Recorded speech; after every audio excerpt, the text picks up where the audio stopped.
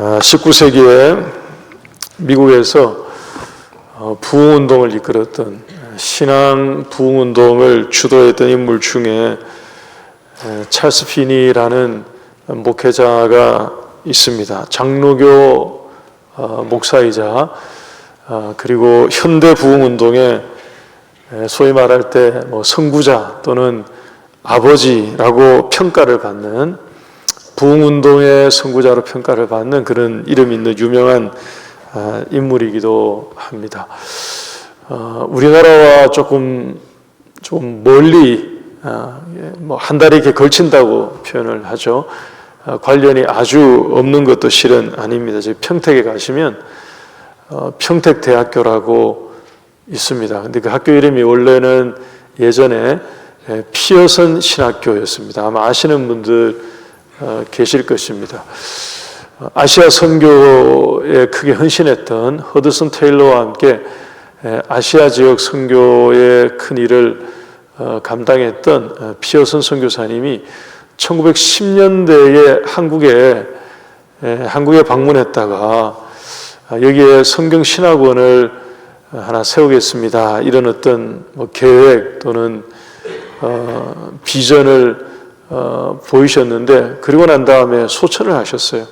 그래서 그 이후에 피어슨 선교사님과 같이 사역을 또 돕고 함께 하던 그 주변 사람들이 그 뜻을 모아서 그 피어슨 선교사를 기념하고 기리기 위해서 세운 학교가 피어슨 신학교였습니다. 지금 평택 대학교죠. 그런데 그 피어슨 선교사의 스승이 누구냐 하면 제가 방금 전에 말씀드린 찰스 피니라는 그분입니다. 그의 스승이자 또는 가장 큰 영향력을 직접 이렇게 끼친 그런 분으로 알려져 있습니다. 그분의 자서전을 보면, 찰스 피니의 자서전을 보게 되면 그가 그의 인생을 완전히 바꾸게 된 계기에 대해서, 그의 인생의 길을, 경로를 완전히 틀어서 완전히 다른 삶을 살게 된 그 동기, 계기가 된 내용을 기록하고 있는데, 이렇게 소개를 하고 있습니다. 이분은 원래 변호사가 되는 게 꿈이어서 로스쿨에서 공부를 하고, 그리고 변호사 시험에 합격을 하고 난 다음에 뉴욕에 있는 한 법률사무소에서 변호사 인턴을 하고 있었습니다. 그러던 어느 날, 한 날 저녁에 혼자 남아서 사무실에서 이제 일을 하고 있을 때 자신의 마음 가운데에 주님이 그날따라 아주 강하게 말씀하신다는 그런 직감을, 이제 본인의 어떤 그런 감정이죠, 그런 느낌을 받았다고 합니다. 그 감정에 따르면 내용이 이렇습니다.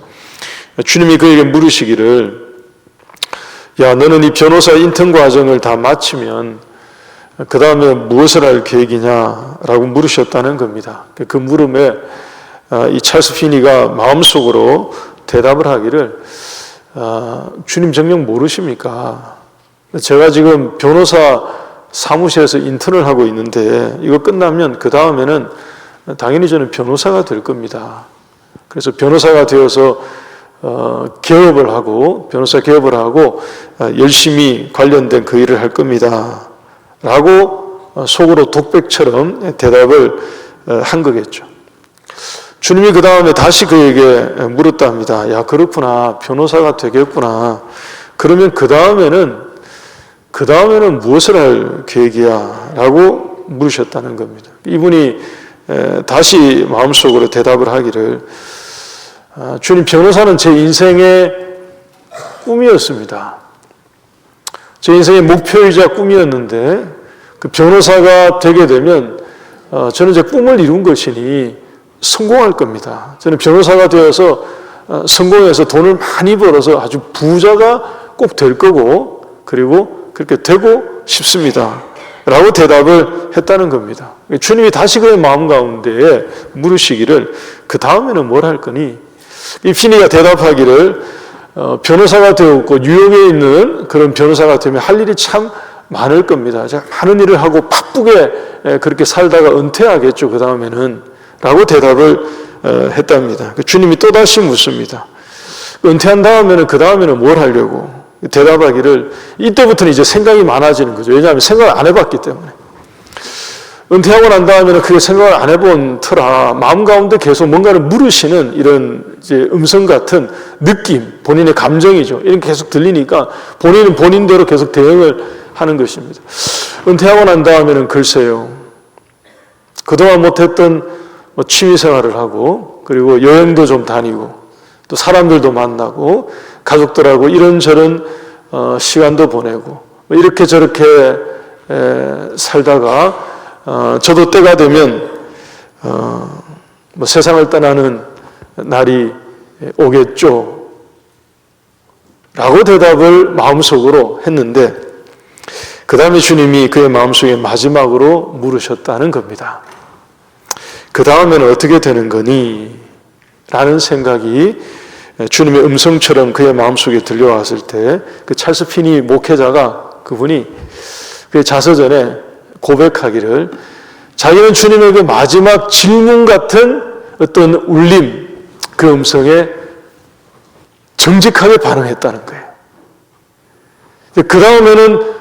그 다음에는 어떻게 되는 거야? 라고 물으시는 마음으로 들려오는 것 같은 주님의 그 음성에 자기가 정확한 대답을 정직하게 피하지 않고 도망가지 않고 그것을 애들로 회피하지 않고 그가 알고 있는 그대로 원래 신앙인이었으니까요.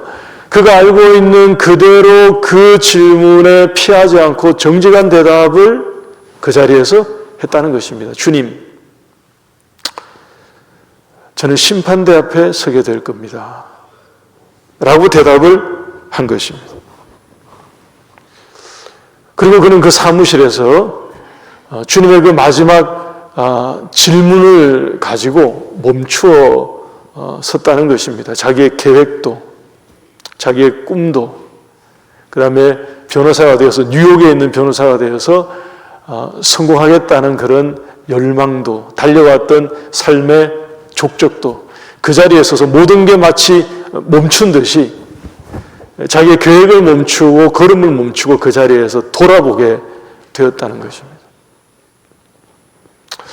그의 마음 가운데 그가 열심히 추구하며 달려온 그 모든 걸음이 그래서 뉴욕에 있는 변호사가 되어서 꿈을 이루겠다고 뛰어왔던 그 모든 것이 하나님의 영광을 구하고 하나님의 영광을 추구하는 그런 것이 아니라 자신만의 이익을 꿈꿔온 것임을 자기가 들여다보게 됐다는 거죠. 자기의 마음을. 그리고 그 자리에서 자기의 길을 돌이키는 어떤 결심을 하게 됩니다. 사무실 문을 박차고 나가면서 하나님 앞에 이렇게 다짐을 했다고 합니다. 하나님께서 제 마음 가운데에 방금 전에 몇 번에 걸쳐서 제가 주님께 대답했던 이 대답에 평안을 주시지 않으면, 여러분 이게 바꿔 말하면 이런 거죠. 이분이 뭐라고 대답을 했습니까? 자기는 변호사가 되겠다고 대답을 했어요. 그 다음에는 성공하겠다고 대답했습니다. 그리고 바쁘게 일할 거라고 대답을 했어요. 부자가 되겠다고 얘기했습니다. 은퇴하고 난 다음에는 그동안 하지 못했던 여행도 다니고 취미 활동도 하고 사람도 만나고 이렇게 살다가 이런 얘기를 쭉 했어요.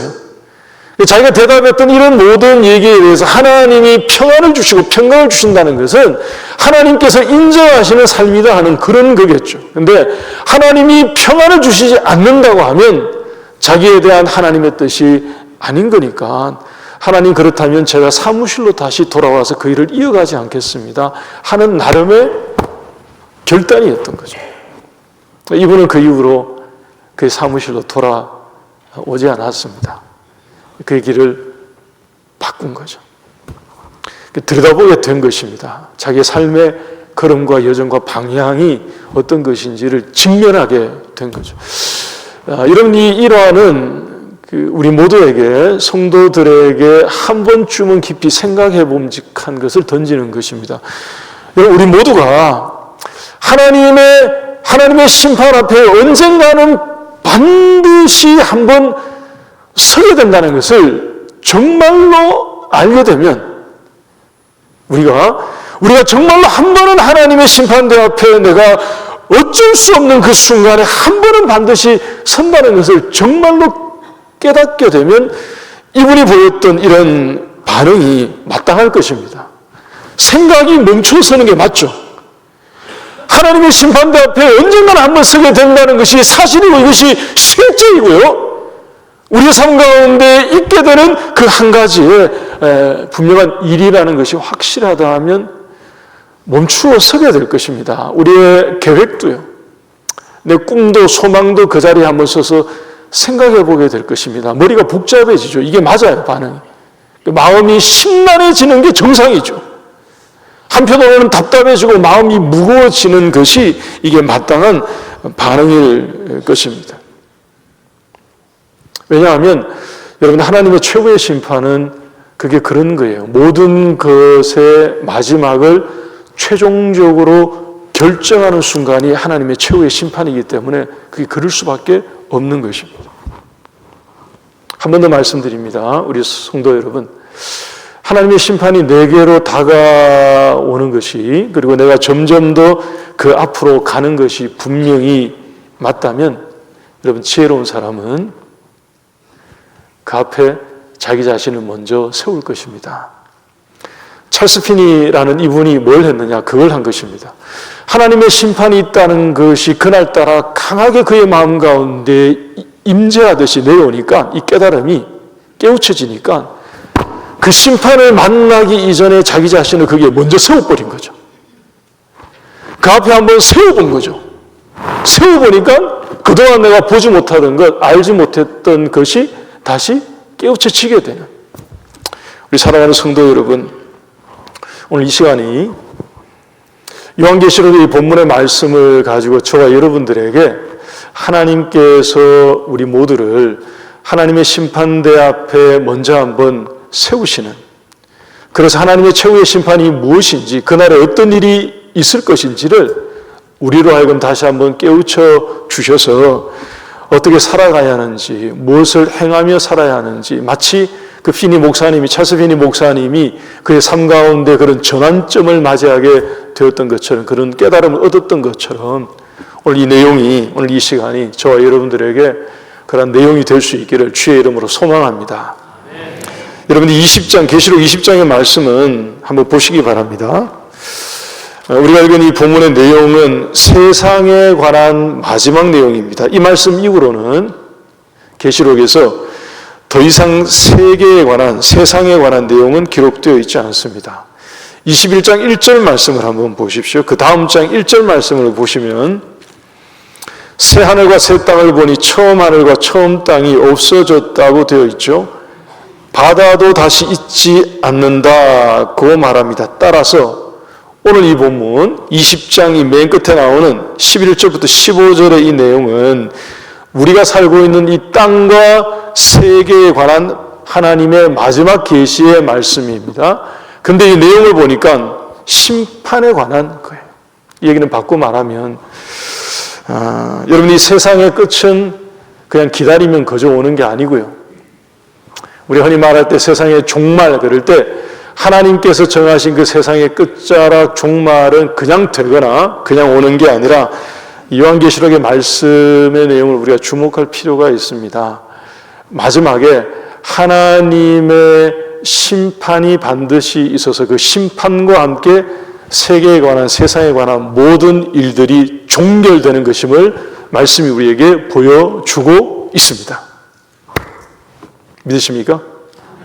여러분, 이것은 우리에게 매우 중요한 것입니다. 여러분, 세상의 끝에는 반드시 하나님의 심판이 이렇게 있음을 보여주신 거예요. 한 번 더 바꿔 말씀드리면 누구라도 이것을 피해갈 수 없다는 것입니다. 모든 피조 세계가, 이 땅 가운데 있는 모든 피조물이 하나님께서 정해놓으신 이 순서에 따라서 세상의 그 끝에 있게 될 하나님의 마지막 심판, 최후의 이 심판을 회피할 방법이 없다는 것입니다. 우리는 이것을 맞이함으로 세상의 끝을 보게 된다 하는 것입니다.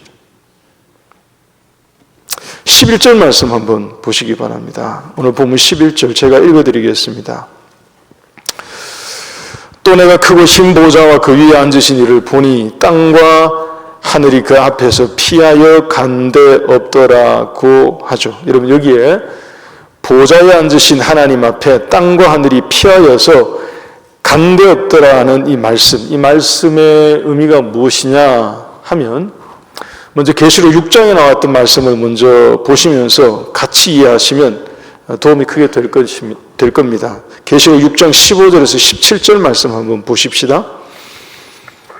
계시록 6장에 보게 되면 7인을 떼시면서 하나님이 심판을 행하시는 그런 내용이 나오는데 15절 말씀에 땅의 임금들과 왕족들과 장군들과 부자들과 강한 자들, 종, 자유인, 그러니까 이 땅에 머물고 있는 모든 사람들을 다 통칭하는, 지칭하고 있는 그런 말씀이죠. 이 사람들이 산과 굴 속에서 숨어서 뭐라고 외치느냐? 16절 말씀 같이 읽겠습니다. 시작.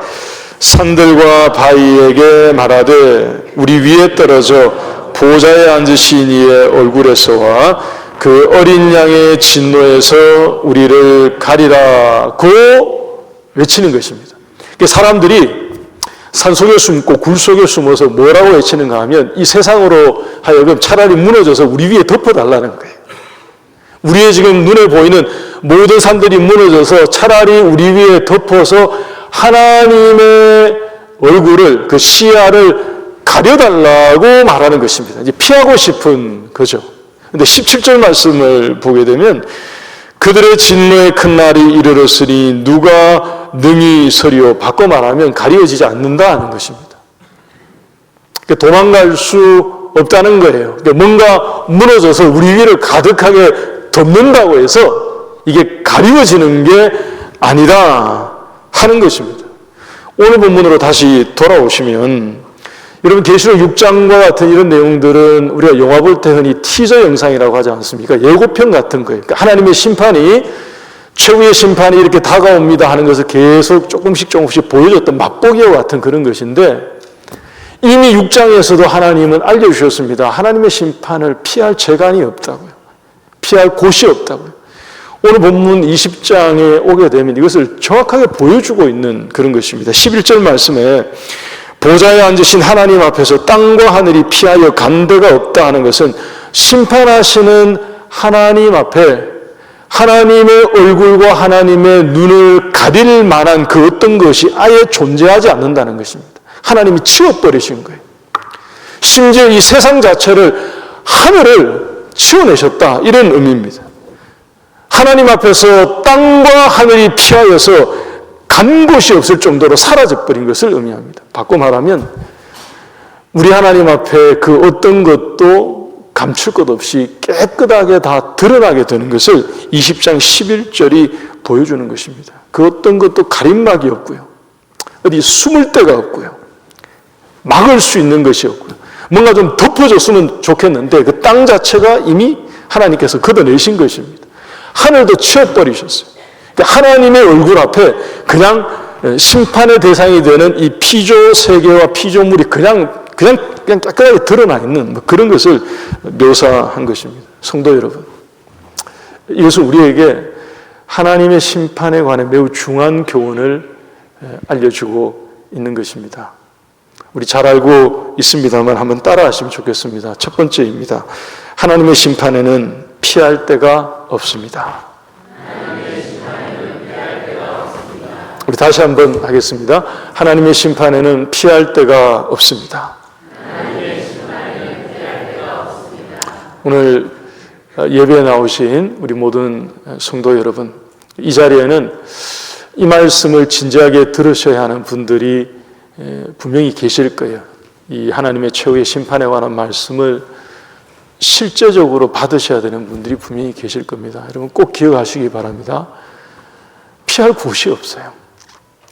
피할 데가 없고요. 피할 곳이 없고요. 피할 영혼이 없습니다.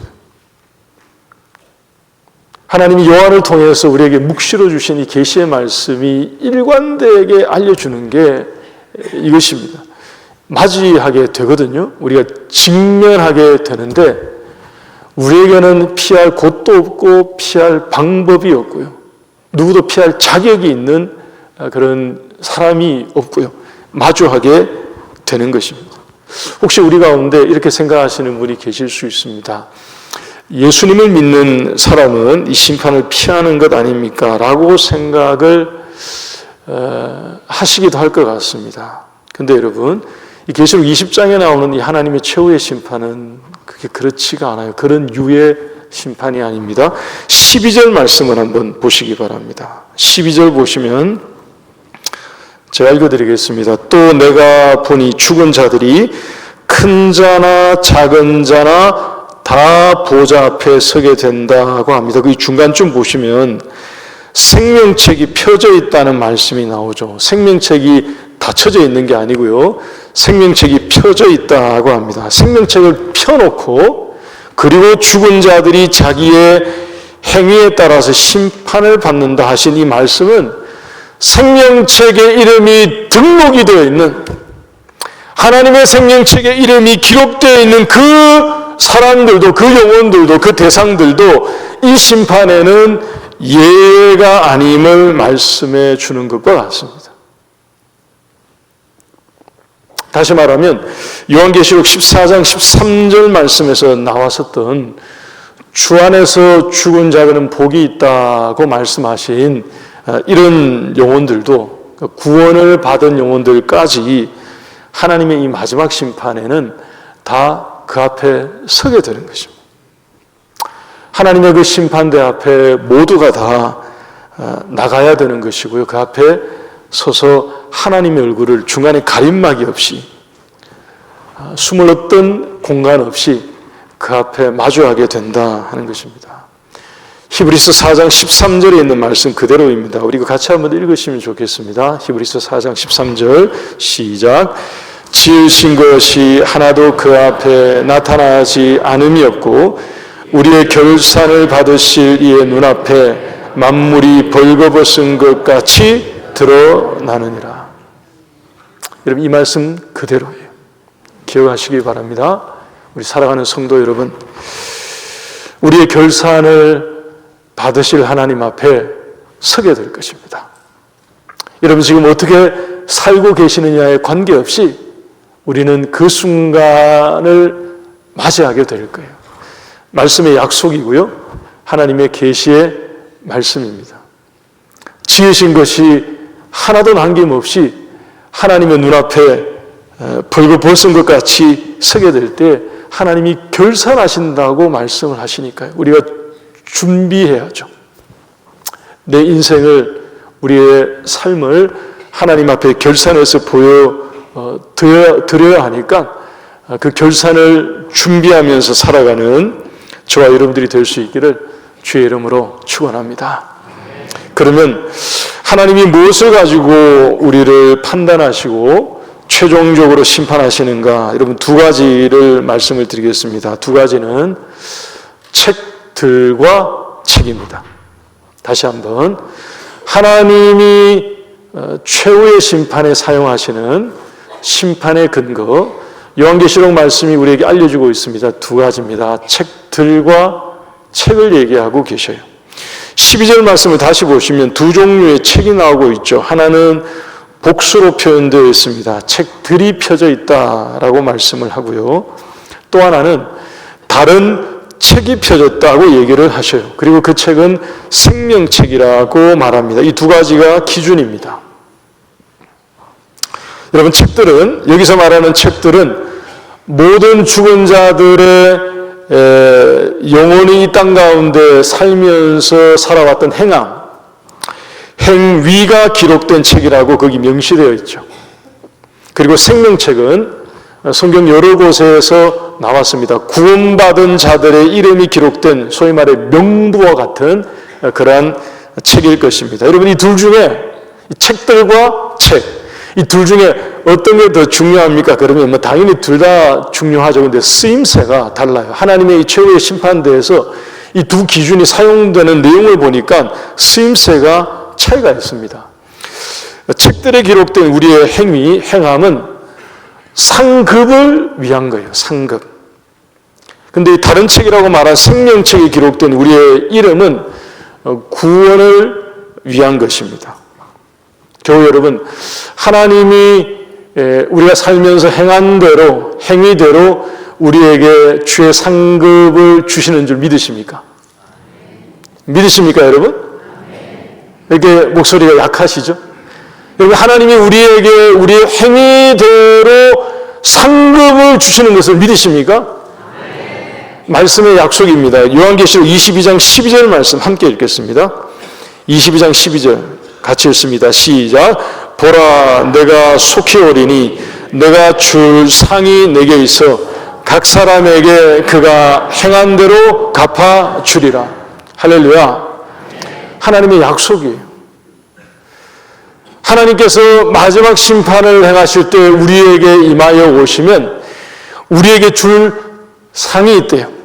각 사람에게 행한 대로 갚아주겠다고 말씀하십니다. 그러니 여러분, 하나님이 기뻐하시고 하나님이 인정해 주시고요, 하나님이 우리를 어여삐 여겨주시는, 하나님 기뻐하시는 그런 삶의 행위들로 우리의 삶을 채워가는, 의로운 행위들로 채워가는 그런 삶을 살아가다가 주님이 우리에게 주시는 상급을 받는 저와 여러분들이 다 될 수 있기를 바랍니다.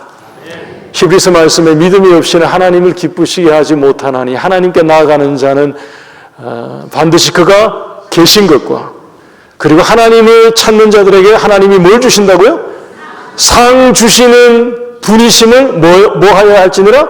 믿어야 할지니라. 바로 그거죠, 여러분. 여러분, 우리 하나님께서 우리에게 상 주시는 분이심을 믿으시기 바랍니다.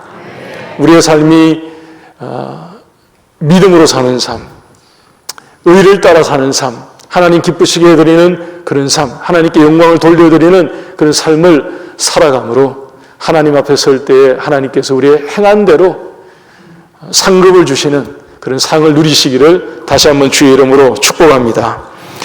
또 한 가지의 심판의 기준은 바로 이 생명책입니다. 15절 말씀 보시기 바랍니다. 15절 말씀. 누구든지 생명책에 기록되지 못한 자는 불못에 던져지더라고 말합니다. 근데 불못이 어떤 곳인가 보니까 바로 앞에 있는 14절에 있죠. 사망과 음부가 던져진 곳이라고 되어 있습니다. 둘째 사망, 이 둘째 사망은 영원한 사망을 얘기하는 겁니다. 영원한 사망이 다시 말해 그 불못이라고 말씀한 거죠. 그러니까 생명책에 이름이 기록되어 있지 않으면 영원한 사망에 처하게 된다는 것입니다. 하나님의 심판의 또 하나의 기준이죠.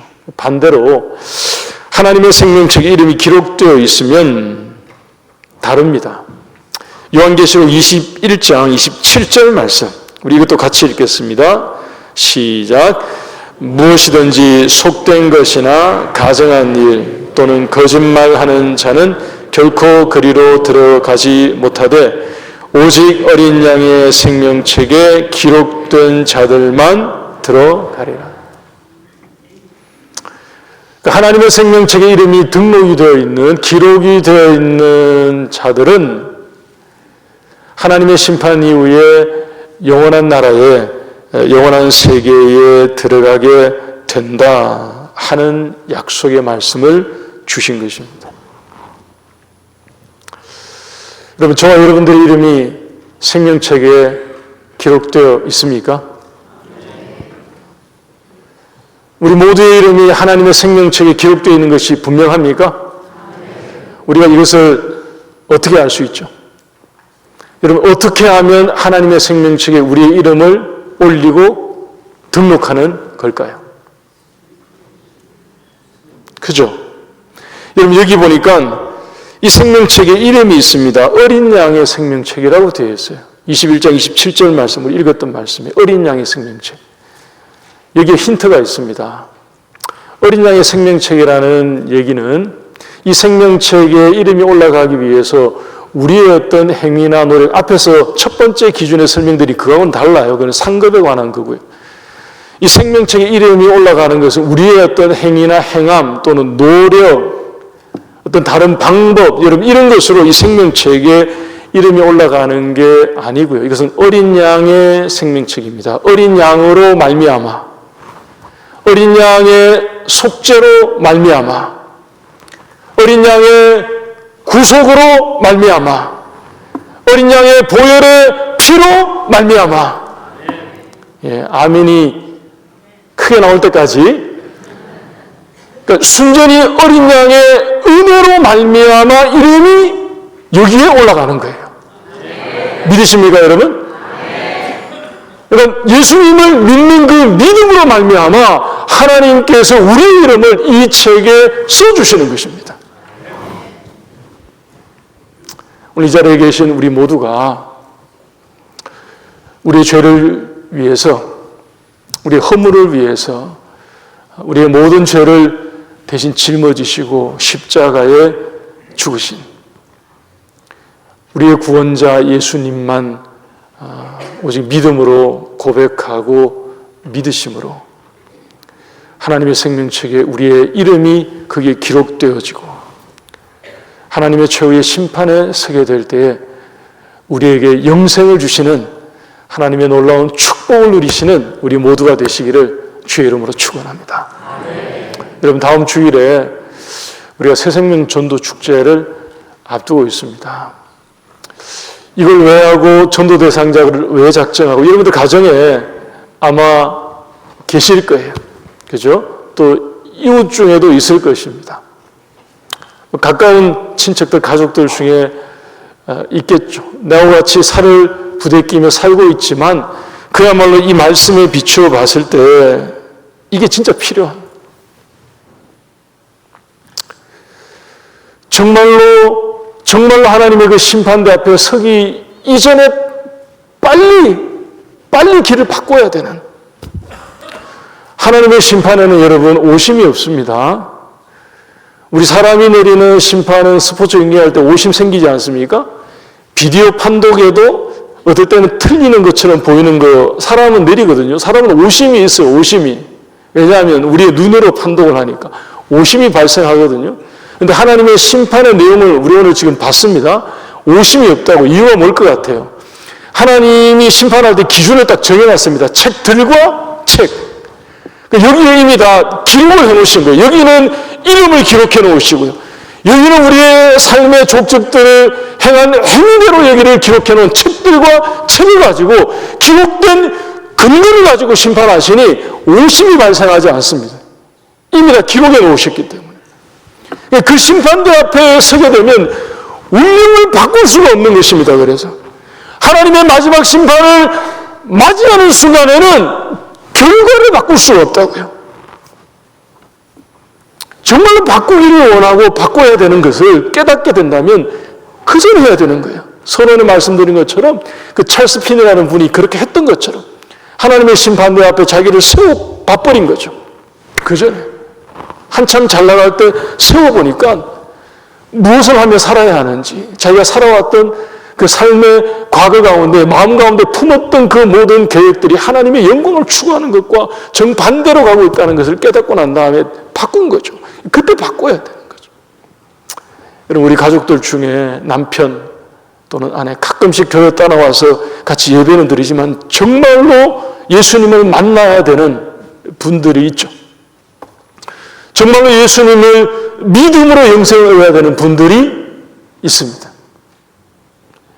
여러분, 그런 분들을 향해서 애타는 마음을 가지고 이 말씀을 여러분 꼭 기억하셔서 우리 모두가 언젠가는 하나님의 심판대 앞에 신자, 불신자 모두가 공이다 서게 되는 그날이 오게 될 것인데 믿음을 가진 성도로, 신자로 의젓하게 하나님 앞에 서게 되는 우리 모두가 될 수 있기를 바랍니다. 여러분들의 가정 가운데 그런 하나님의 구원이 임하게 되기를 주의 이름으로 축원합니다. 전도 대상자 가운데 정말 하나님께서 마음문 열어 주셔서 심판을 맞이하기 이전에 주님을 만남으로 사망의 불못에 처해지는 것이 아니고요. 영원한 세계에 들어가게 되는, 영원한 나라에 들어가게 되는, 영생에 속하게 되는 그런 은혜가 우리 모두에게 그리고 우리 가정들에게 임하기를 다시 한번 주님의 이름으로 축원합니다. 우리 마지막으로 베드로전서 1장 17절 말씀 같이 읽고 찬송하겠습니다. 베드로전서 1장 17절 말씀 같이 읽습니다. 시작. 외모로 보시지 않고 각 사람의 행위대로 심판하시는 이를 너희가 아버지라 부른즉 너희가 나그네로 있을 때를 두려움으로 지내라. 여러분, 이 말씀 이 한 주간 기억하시기 바랍니다. 너희가 나그네로 있을 동안에 우리의 모든 것을 아시고 보시고 판단하시는 그분을 우리가 아버지로 부르고 있으니 나그네로 있는 동안에 겸비하여 살라는 거죠. 두렵고 떨리는 마음으로 살라고 하십니다. 이 한 주간 그렇게 살아가는 우리 모두가 되기 바랍니다.